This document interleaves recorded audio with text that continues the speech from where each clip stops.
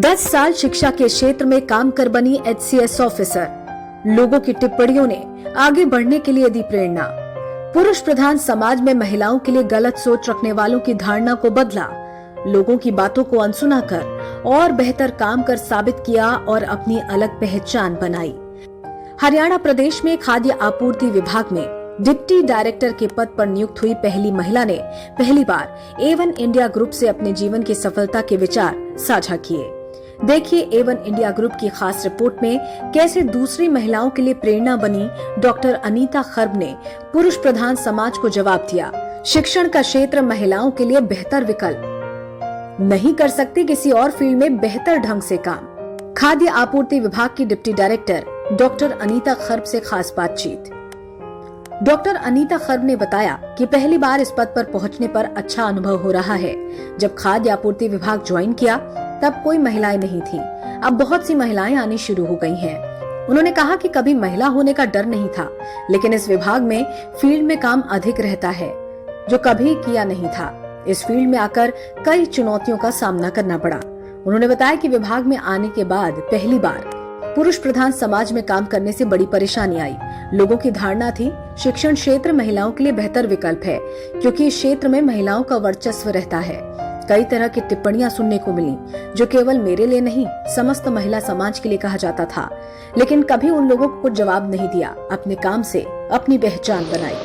काफ़ी अच्छा अनुभव हो रहा है क्योंकि जब मैंने डिपार्टमेंट ज्वाइन किया था उस वक्त महिलाएं नहीं थी हमारे विभाग में।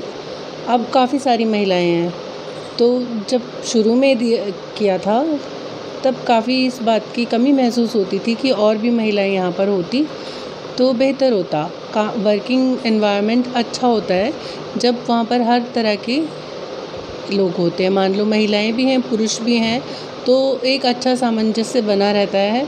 सब एक दूसरे की इज़्ज़त करते हैं और कुछ चीज़ें ऐसी होती हैं जो बेहतर ढंग से तभी हो सकती हैं जब जेंडर इक्वालिटी होती है।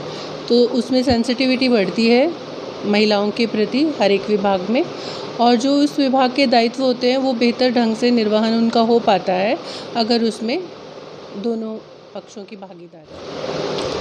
हाँ, कुछ ऐसा महिला होने का वैसे मुझे ये नहीं लगा कि मैं महिला हूँ इसलिए मैं नहीं कर सकती, लेकिन हमारे विभाग में अधिकतर फील्ड का काम ज़्यादा रहता है जो कि हमने पहले उस तरह का काम कभी किया भी नहीं था। इस बात को कहने में मुझे कोई हिचक नहीं है कि उससे पहले मैंने अधिकांश जो भी मेरा काम था, जैसे मैं उससे पहले अध्यापन में थी, तो इस तरह का हमें एक्सपोजर नहीं मिला था जहां फील्ड में जाकर हमें इस तरह के चैलेंजेस का सामना करना पड़ा हो। और बहुत ही प्रोटेक्टेड हम होमली एनवायरनमेंट में रहते थे। बचपन से भी इस तरह का पढ़ाई में मेरी रुचि थी, तो पढ़ाई के अलावा बहुत ज़्यादा फील्ड का या बाहर जाने का ऐसा अनुभव नहीं हुआ। और शादी के बाद भी घर में ही अपना घर का काम भी हमने सारा पूरा ठीक ढंग से किया, तो घर की तो कोई परेशानी नहीं थी। और स्कूल भी जैसे मैं DAV थर्मल में ही थी तो कॉलोनी के अंदर ही था, तो वो बाहर वाली परेशानियों का कभी सामना नहीं करना पड़ा था। तो वो विभाग में आने के बाद मुझे पहली बार अनुभव हुआ। और जैसा कि आप जानते हैं कि हमारा पुरुष प्रधान समाज है, तो मुझे इसमें कोई कहने में गुरेज नहीं है कि मुझे इस तरह की परेशानियां आई थी। डॉक्टर अनीता ने बताया कि शादी के दौरान ही शिक्षण के क्षेत्र में थी। मेरे पति की इच्छा थी कि HSC करो, प्रयत्न करो, लेकिन नौकरी के कारण समय नहीं मिल पाता था। पति ने मुझे प्रोत्साहित किया। परिवार की प्रेरणा और परिश्रम व लगन से HCS का एग्जाम दिया। पहली बार में लिखित परीक्षा होने के बाद इंटरव्यू में रह गई, लेकिन फिर भी हिम्मत नहीं हारी।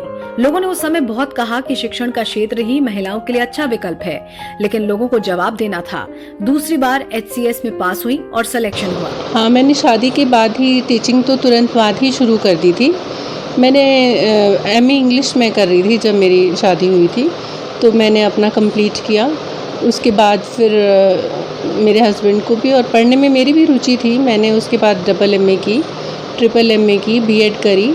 तो उसके साथ क्योंकि फैमिली भी साथ में कंटिन्यू हुई, बच्चे भी दोनों हुए, तो उस वक्त इतना समय शायद मैं नहीं निकाल सकती थी, पर फिर भी मतलब जो मेरे अंदर इतनी अंदर से था कि मुझे कुछ और इससे अच्छा बेहतर करना है, और मेरे हस्बैंड को मुझसे भी ज़्यादा था। तो इन्होंने मुझे बहुत ही ज़्यादा इनकरेज किया कि आप एचसीएस के लिए ट्राई करो।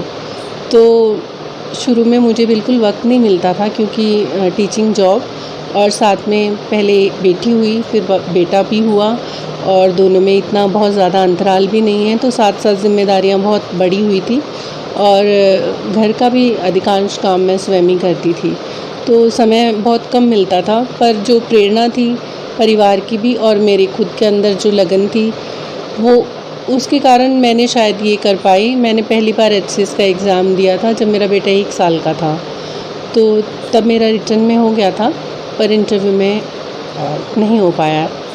फिर मैंने फिर भी हिम्मत नहीं छोड़ी, और उस वक्त भी लोग ये बहुत कहते थे कि नहीं, आप ठीक है, टीचिंग ही महिलाओं के लिए बेस्ट है। ये बहुत सालों तक ये बनी रही लोगों की धारणा कि महिलाओं के लिए सबसे बेहतर जो भी विकल्प है वो टीचिंग ही होता है। तो टीचिंग तो मैं कर ही रही थी, परंतु मेरे मन में फिर भी था कि मुझे ऐसा भी करना है जो लोग कहते हैं कि नहीं, ये बेहतर नहीं है या इस तरह का काम नहीं कर सकती, कि क्यों नहीं हम कर सकते। और इसके लिए सबसे ज़्यादा श्रेय मेरे हस्बैंड को ही जाता है। उन्होंने मुझे बहुत ज़्यादा, एक तरह से आप कहो कि वो हर वक्त ही मुझे कहते थे कि नहीं, ये करो, आपको ये करना है। तो मैंने सेकंड टाइम भी दिया एचसीएस का, और सेकंड टाइम में मेरा सिलेक्शन हो गया था। उन्होंने कहा कि खाद्य विभाग मिलने की संतुष्टि नहीं थी और असंतुष्ट होने का कारण विभाग में महिलाएं नहीं थीं, लेकिन अपने अंदर शक्ति पैदा की और कार्यालय में आना शुरू किया और अपने आप से कहा कि नहीं, मुझे करना है और कर दिखाना है। 2002 में जब विभाग को ज्वाइन किया तब कोई महिलाएं नहीं थीं। 2009 में 1 या 2 महिलाएं आई और 2011 में महिलाओं के आने का सिलसिला शुरू हो गया। शायद शुरू में मैं संतुष्ट नहीं थी कि मेरे जो रिटन एग्ज़ाम था उसमें बहुत ज़्यादा अच्छे मार्क्स थे, परंतु इंटरव्यू में थोड़े कम होने के कारण मेरा इस विभाग में चयन हुआ। तो शुरू में इसलिए भी संतुष्ट नहीं थी कि यहाँ पर विभाग में महिलाएं नहीं थी, तो ये कहा जाता था कि ये विभाग महिलाओं के लायक नहीं है या यहाँ नहीं कर सकेंगे। तो थोड़े दिनों तक मुझे रहा, लेकिन धीरे धीरे जब मैंने ऑफिस जाना शुरू किया तो मुझे ये लगा कि क्यों कहने का मौका मिले लोगों को कि ये विभाग में हम काम नहीं कर पाए। और शुरू में काफ़ी लोगों ने डिस्करेज भी किया कि यहाँ पर आप कहाँ पे आके फंस गए, यहाँ नहीं कर पाओगे आप। लेकिन मैंने उनको तो कुछ नहीं कहा अंदर से, लेकिन मैंने अपने अंदर और शक्ति बनाई कि नहीं, मुझे करना है और मुझे करके ही दिखाना है। तो जब मैं शुरू में आई थी 2002 में, तो काफ़ी महिलाएं तो 2009 के करीब शुरू हुई थी एक एक करके आना, और फिर जो उसके बाद 2011-12 में एचसीएस का बैच आया था उसमें काफ़ी महिलाएं आ गई थी। तो लेकिन फिर मैंने महिला होने को कभी भी इस बात का कमज़ोरी नहीं बनने दिया कि मैं महिला हूँ तो नहीं कर सकती। फील्ड में हर एक काम मैंने बेहतर ढंग से करने की कोशिश करी, और सबने इस बात को सकारात्मक फिर लिया भी कि हाँ, नहीं, हमने अच्छा काम किया। खाद्य आपूर्ति विभाग अधिकतर गरीब लोगों से जुड़ा रहता है। उनके घर तक अनाज पहुंचाने के साथ साथ समाज सेवा करने का भी मौका मिलता है। डॉक्टर अनीता खर्ब ने इस विभाग में शिकायतें ज्यादा आने के कारण सभी शिकायतों को प्राथमिकता से लिया। उन्होंने कहा कि लॉकडाउन का समय बड़ा चुनौती वाला समय था, क्योंकि गरीब लोगों के घर तक राशन पहुंचाना बड़ी जिम्मेदारी के साथ साथ मुनाफाखोरी को रोकने के लिए काम किया। उन्होंने कहा कि मास्क, सैनिटाइजर का दौर आया, लेकिन समाज का दुर्भाग्य है कि ऐसे समय में लोग सेवा करने के बजाय काला बाजारी करने की सोचते हैं। ये वाला समय तो आप कहिए इतना चैलेंजेस भरा था कि हमने ऐसा कोई समय देखा ही नहीं, शायद समाज ने भी नहीं देखा होगा और ना ही किसी ने कल्पना करी होगी कि ऐसा भी समय आ जाएगा। तो जब मार्च में लॉकडाउन शुरू हुआ था तो हमारे विभाग का अप्रत्याशित रूप से काम बढ़ गया था, क्योंकि अनाज का काम तो था ही कि लोगों को अब उतने कम अनाज में नहीं पूरा पड़ पाएगा, तो सरकार ने डबल कर दिया। डबल अनाज करने में इतना दायित्व बढ़ जाता है, क्योंकि उस अनाज को गोदाम से उठाकर लाना होता है, सारे ऑनलाइन सिस्टम को अपडेट करना होता है, और फिर उसके बाद वो ठीक से बट जाए, हर एक आदमी को जिस मंशा ने सरकार ने उसको दिया है, वो सरकार की मंशा, उसका उद्देश्य पूरा हो, वो एक बहुत बड़ी जिम्मेदारी थी।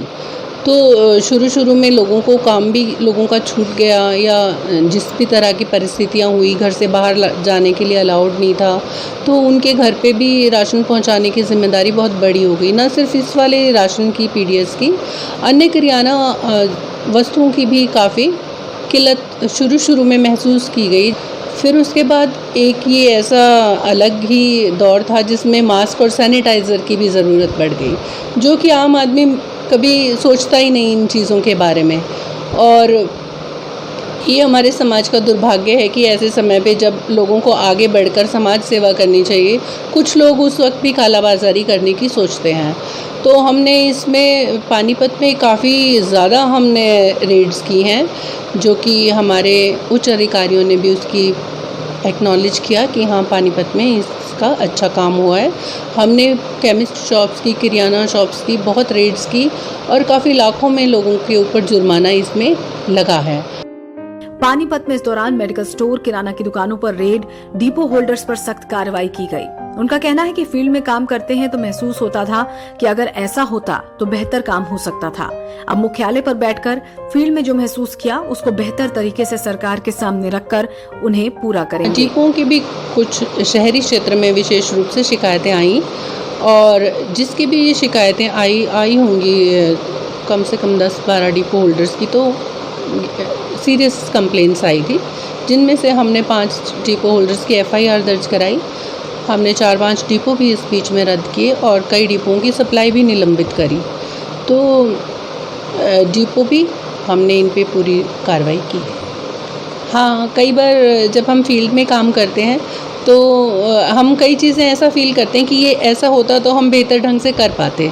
तो अब शायद मुख्यालय पर बैठकर हमें उन चीज़ों में बेहतर ढंग से जो हमने फ़ील किया या फीडबैक हमारा अपना खुद का था, वो हम शायद अब क्रियान्वयन करवाने में कि उस चीज़ को उस तरीके से हम करवा पाएँ, शायद मैं बेहतर कर पाऊँगी। आज डॉक्टर अनीता खर्ब अलग अलग क्षेत्रों में काम करने वाली महिलाओं के लिए प्रेरणा बन चुकी हैं। एवन इंडिया ग्रुप उनको उनकी जीवन की नई शुरुआत के लिए शुभकामनाएं देता है। ब्यूरो रिपोर्ट, एवन इंडिया।